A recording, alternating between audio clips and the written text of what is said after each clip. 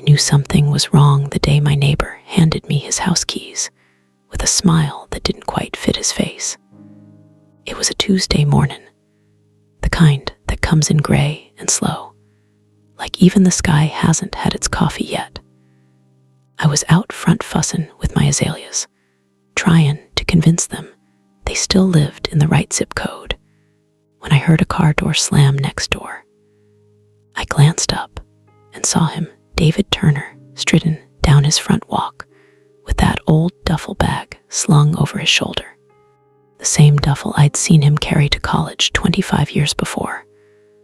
Only back then, it had been stuffed with textbooks and bad decisions. Today it looked like it held his whole life. He walked right up to my porch and held out his hand. "Morning, Miss June," he said. "You got a minute?" Now, I still think of David as a boy, even though he's 48, and his hair's mackin' a strategic retreat. That's what happens when you've watched somebody learn to ride a bike, break his arm, and cry over his first breakup on your back steps.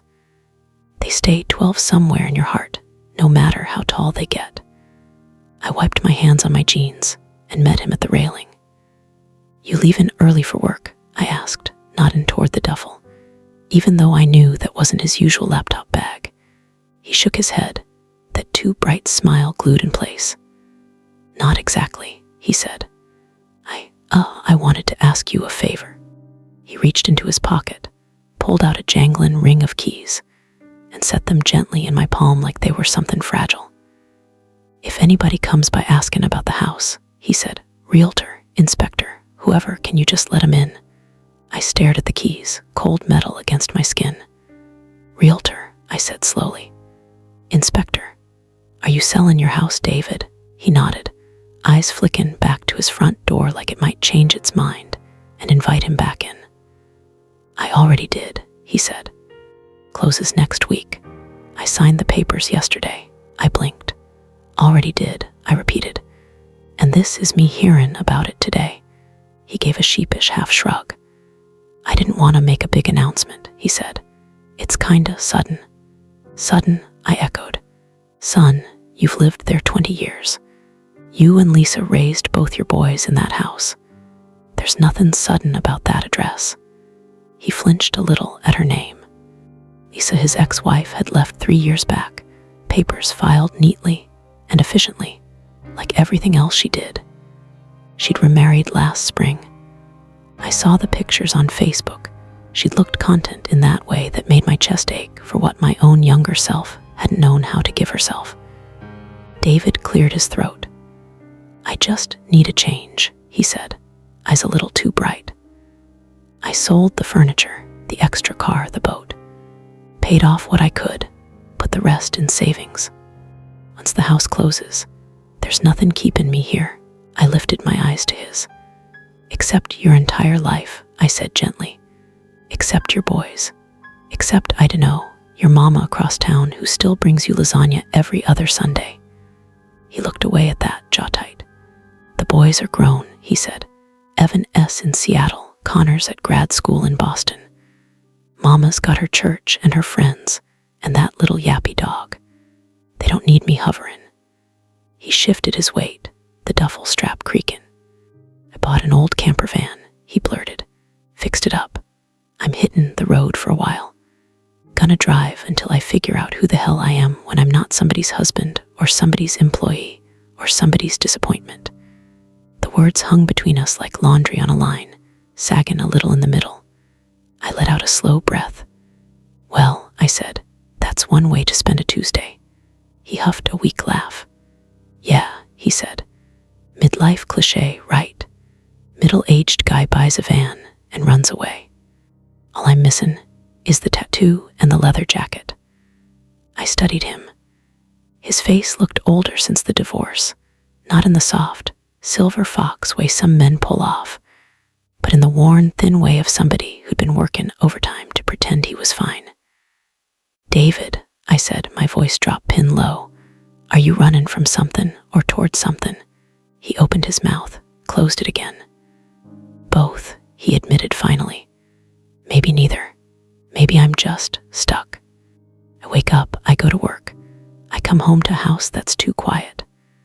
I scroll through pictures of places I've never seen until my eyes hurt. I tell myself someday I'll go. Someday I'll hike those trails, see those mountains, dip my toes in those oceans. He shrugged. One day I realized if I keep waiting for someday, I'm gonna wake up 75, sitting in that same chair thinking about all the roads I never took 'cause I was afraid of what people would say. My chest squeezed. People like me? I asked softly. He looked up, surprised. You, he said. You're the only person I wasn't afraid to tell. Everybody else thinks I'm crazy. So do I said. But that's never stopped me from loving somebody. He smiled then, a real one this time.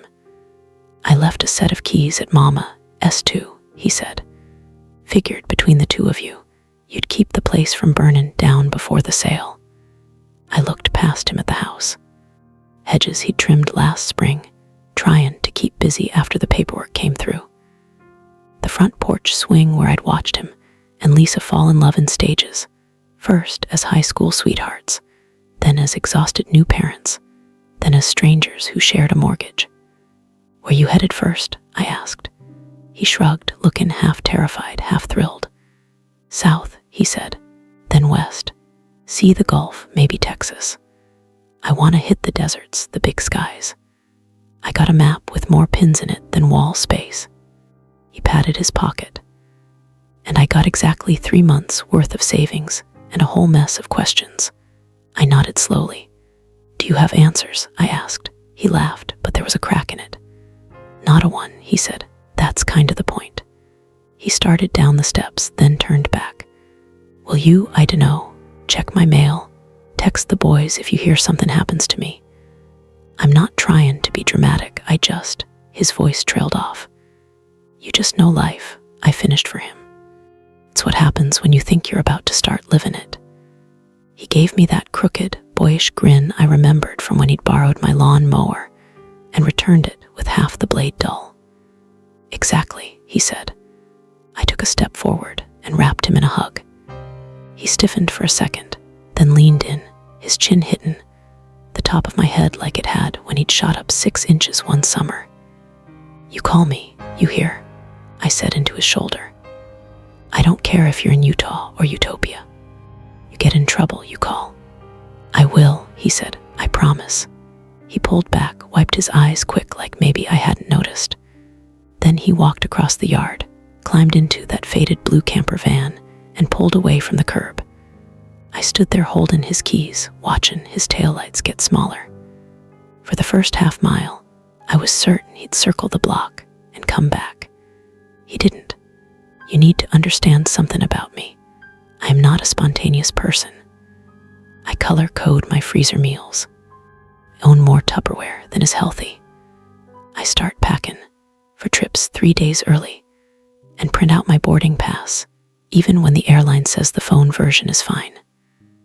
So part of me wanted to march right back into my kitchen, set those keys on the counter, and pretend David was just on a long work trip. But another part of me, the part that had watched my own life crack open in ways I'd never planned, knew better. You can't always talk somebody out of the road their soul is calling them to. You can just hand Em a flashlight and make sure someone knows where they went. I put his keys in the little ceramic bowl by my door, right next to my own. They looked almost identical. Same brass, same weight. And then I went about my business. I watered my plants. I answered my daughter's group texts about whose turn it was to bring green beans to Sunday lunch. I finished the crossword. Life, as it does, kept happening. Until 4 days later, when my phone buzzed with a picture of David standing in front of the ocean, grinning like he'd discovered a new color. That became our pattern. He'd drive. I'd stay still. He'd send photos. I'd send questions. Where's this? I'd text, squinting at a snapshot of him standing under a giant metal armadillo. Houston, he'd reply. World's worst roadside attraction. 10 out of 10 would recommend. He He sent me a video from a dusty road in West Texas, orange sunset behind him, wind whipping his hair. "Did you know the sky could be this big?" he shouted over the gusts. "Feels like God left the lid off." He sent a picture of a diner in New Mexico where the waitress called everyone hun, and the pancakes were the size of hubcaps. He sent another of him sitting on the hood of the van, guitar in his lap, campfire glow reflecting in his eyes. In return, I sent him normal things. "How many miles since last oil change? Did you check the tire pressure before you left that campground? Don't eat gas station sushi. I don't care how hungry you are." He'd send back a roll eye emoji and a "yes, ma'am." At first, I thought what he was doing was ridiculous. Romantic, maybe, in that midlife crisis way, but ridiculous. He de-worked the same job for 20 years, IT manager at the paper mill. It wasn't glamorous, but it paid the bills. He'd coached Little League, fixed leaky sinks, cleaned gutters. When Lisa left, he'd done his best to keep the wheels on for the boys. He'd gone to therapy. He'd read the books. He'd tried. But there was always this hollowness, a sense that he'd built a whole life without ever asking himself if he wanted to live in it. Hit tin the road, to me, looked like running away. But as the weeks turned into months and his texts kept coming, the story got more complicated. He sent me a photo of a sunrise over the Grand Canyon, sky bleeding colors I didn't know names for. "Sat here for 3 hours, he wrote. Didn't check my email once. Felt my heart beating for the first time in a long time. He sent another of a small town in Utah, red rock cliffs towering behind a row of faded storefronts. Met a guy who left corporate law to run a bike shop, he texted. He says he makes half the money and sleeps twice as good. He told me about a retired nurse livin in a tiny house by a lake who'd lost her husband and decided she was done collecting things. "I only keep what I can love and lift," she told him, shrink wrapping her world down to what fit in 400 square feet. He said her house felt bigger than his old one had ever felt. Of course, life on the road wasn't all sunsets and epiphanies. He called me once from a gas station in Arizona, engine hissing in the background. "Something's wrong with the van," he said. "Smells like burnt toast and despair." I drove over to his mama's house, dug out the name of a mechanic cousin, and texted it to him. "Call this man," I said. "Do not let the first stranger in coveralls talk you into a new transmission unless it's fallen out onto the pavement." Another time, he sent a photo of himself wrapped in a blanket in the back of the van, rain lashing against the windows. "Thought the desert didn't get storms," he wrote. "Turns out I was wrong. Feels like I'm in a tin can bein kicked by God." I replied, "Storms find us wherever we go, baby. At least this one comes with a view." He heart reacted that and sent back a picture of the rainbow that appeared an hour later. Back home, folks had opinions. At church, Mrs. Donnelly whispered that it was a shame David had gone off the deep end and abandoned his responsibilities. Reminded her his children were grown, his mortgage almost paid, and his mother perfectly capable of feeding herself. I asked if maybe he was just talking a sabbatical from bein everyone's rock. She sniffed, said, "Some of us don't have that luxury," and walked away. Others were kinder. My friend Carla, who'd buried her husband young, said, "I get it. Sometimes you gotta drive until your grief gets tired." My youngest daughter, Lily, said, "Honestly, I'm jealous. Imagine bein able to just go." Even his mama, once she stopped crying, said, "Well, at least if he's gonna have a midlife crisis, he picked the version with a van instead of a 22-year-old. 3 months in, I got a postcard from Oregon, rain blurring. The ink just enough to make it look poetic. "Dear Miss June," he'd written, "today I walked through a forest where the trees are so tall you start to understand why folks Used to think gods lived in 'em. I stood between two of 'em and realized I've spent most of my life trying to be a shrub other people could trim instead of a tree that might crack a sidewalk. I don't know what I'm doing, but I know I don't want to go back to living on autopilot. Hope your azaleas are still alive. Love, David. I stuck it to my fridge with a magnet shaped like a chicken. Every time I got milk, I'd read it again. I started wondering if maybe I'd been unfair, calling this a crisis. Maybe it was something else. Maybe it was a molt. About 6 months after he'd left, the tone of his messages shifted. He still sent the pretty pictures, sure. Snow-capped mountains, a flea market in New Mexico where he'd bought a ceramic frog for his mama, a pier in California with sea lions barking like old men. But he also started sending the in-between moments. A selfie of him sitting in a laundromat in Nebraska, looking exasperated. Lost my sock in the dryer, he wrote. Front desk lady says that's the price of admission. A photo of his van parked at a rest stop at 2 a.m., only light common from the vending machines. Lonely tonight, he wrote.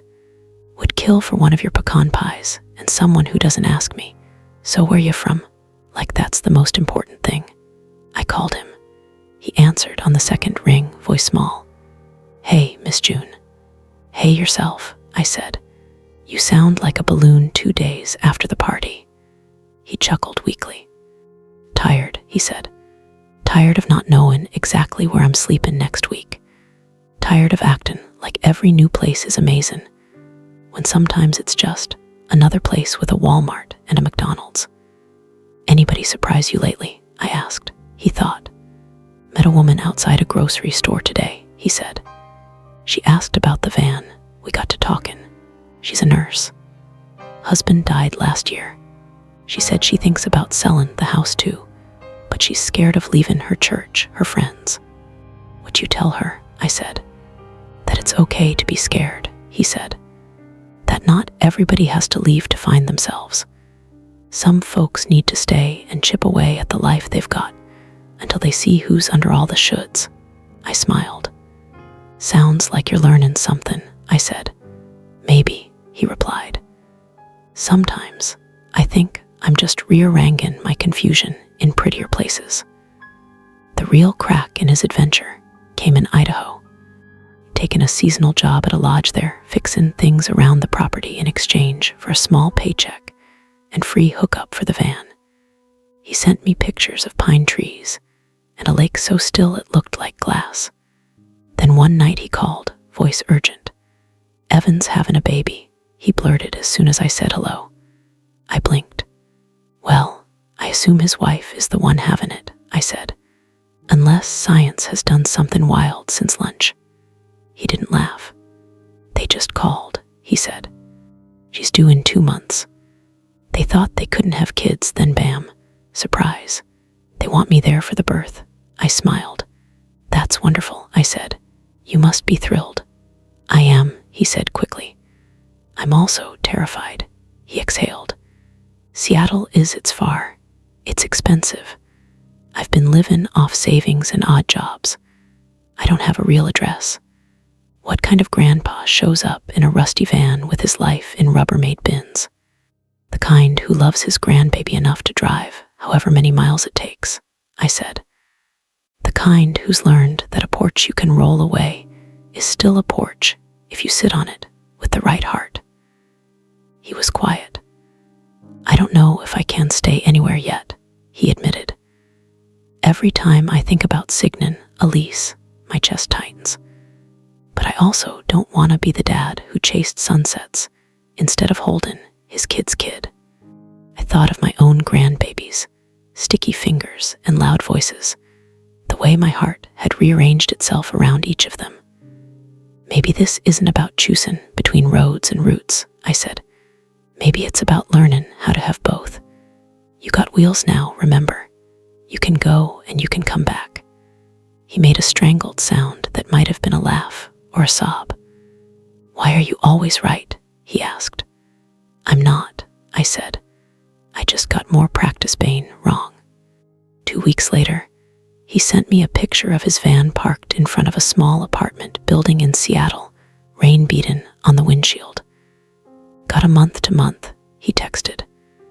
"Close enough to the hospital that I can get there in 10 minutes if traffic behaves. Feels temporary and terrifying. Also kinda good." I texted back, "Proud of you. Don't forget an umbrella." When the baby came, a little girl with a shock of dark hair and a scowl that looked exactly like her daddy's when someone cut him off in traffic, he sent me a video of him holding her. His whole face changed in that moment.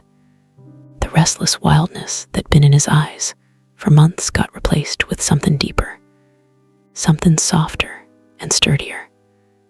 "I think I just met one of the reasons I was supposed to stay alive," he whispered to the camera, voice breaking. I watched that clip 3 times and cried every one. His travels slowed after that, but they didn't stop. He'd stay in Seattle for a few weeks, help his son and daughter-in-law adjust, then drive out for a couple weeks at a time, never as far as before, always with a return date. "I learned I don't have to disappear to feel like I'm livin'," he told me once. "Sometimes a 4-hour drive and a good hike is enough." He started talking shorter contracts, fixin' up cabins in the mountains, helpin' with maintenance at campgrounds. He'd send photos of him video calling his granddaughter from a picnic table, showing her squirrels and streams. "Guess who taught herself to roll over today?" he'd text, following it with a flood of baby pictures. Man who'd once told me he didn't know who he was without a job title, and a mortgage now introduced himself as Evan's dad and Ruby's grandpa. And the guy who finally learned how to change his own oil. Back here at home, his house sold and stayed sold. A young couple with a toddler moved in. They painted the shutters blue and hung a swing in the big oak out front. Sometimes, when I see their little girl toddling in the yard, I feel a pang. That house held so many versions of David, awkward teen, proud groom, exhausted new dad, angry husband, hollow divorcee. But houses are like skins you shed. They carry your imprint, sure, but they don't own your soul. People like Mrs. Donnelly still tut-tutted about how sad it was that David never did settle down again. I just smile and say, far as I can tell, he's more settled in himself now than he ever was sitting still. Last time I saw him in person, he pulled up out front in that same faded van, but it was cleaner now, patched and painted in places. There was a sticker on the back that said "Home is where you park it," and another that said "Proud Grandpa." He stepped out, tan line where his watch had been, crow's feet deeper. "Miss June," he shouted, arms spread wide. "You get shorter or I get taller." "Gravity's working overtime on me," I said, hugging him tight. "In here, and let me feed you before you take off again." We sat at my kitchen table over fried chicken and coleslaw, the way we had 100 times. He told me about Ruby's first steps, about Connor's new job back east, about the little repairs he did for friends of friends along the way. At one point, he fell quiet, pushing peas around his plate. "What's on your mind?" I asked. He stared at the window, where the neighbor's oak tree cast leaves in dappled patterns. "You remember when I left?" He said, "That day I gave you my keys." "Hard to forget," I said. "I thought I was gonna drive until I found some new version of myself," he said. Like there was a better David hidden behind a mountain somewhere. "And," I prompted. He smiled, small but sure. "And it turns out everywhere I went, there I was," he said. "Same fears, same habits, same jokes, same way of spilling coffee on my shirt. The scenery changed. I didn't." He looked at me. But being out there long enough, with fewer distractions, I finally realized something important. There wasn't a better me waiting to be discovered. There was just me, the same me who'd been there all along. I just buried him under everybody else's expectations. He took a breath. I didn't sell everything and hit the road to become a different person, he said. I did it to strip away everything that wasn't me, so I could see what was left. I felt my eyes sting. And what's left? Asked. He grinned. A man who likes the smell of pine needles after rain, he said. Who cries at dumb commercials. Who's better at fixin' leaky sinks than talkin' about his feelings, but is tryin' to flip that ratio. Who is not a failure just because his first marriage didn't make it to the credits. He poked a piece of chicken. And apparently, a man who really loves your cookin'. We laughed. Later, when he was about to go, he stood in my doorway, hands shoved in his pockets. I kept thinking I'd have this big epiphany, he said. Like I'd watch one more sunset or climb one more hill and hear a voice from the sky saying, Congratulations, you have found yourself. Here is your new life purpose. Didn't happen, huh? I said. Nah, he said. What I got instead were 1,000 small moments. Fixin' a stranger's flat tire in Kansas. Watchin' a couple in their 70s slow dance by their RV in Arizona. Holdin' my granddaughter while she drooled all over my shirt. Rugged. In all those tiny moments, I figured out I don't need the road to tell me who I am. I just need to pay attention to who I am wherever I am. He leaned down, kissed my forehead like I'd done his when he was small. Thank you for holding my keys when I didn't know where I lived, he said. Anytime, I replied, voice thick. Doors always open, he smiled. Mine too, he said, even if it's on wheels. After he drove away that day, I went to the little ceramic bowl by my front door. For the first time in a long while, it held just my keys. House key, car key, mailbox key. The small, predictable tools of my rooted life. I rolled them in my palm and thought about all the different ways people go looking for themselves. Some go far. They sell everything, hit the road, chase horizons. Some stay put. They declutter closets, say no to committees they don't care about, start speaking up at dinner tables where they'd always just kept the peace. Some do a bit of both. Drive out, come back like tides. In the end, we're all standing in our own driveways sooner or later, holding our own keys, asking the same question. Is this really my life? And if not, what am I brave enough to change? There's a myth folks love, that somewhere out there is a brand new self waiting to be discovered like a tourist attraction. Now open, the real you, exit 42 off the interstate. Watching David over those months on the road, listening to his calls when he was ecstatic, and when he was lonely, I learned something different. You don't find yourself at the end of a highway or at the top of a mountain. You meet yourself in the quiet seat of a van at midnight when there's nobody to impress. You meet yourself sitting in a laundromat folding the same t-shirts.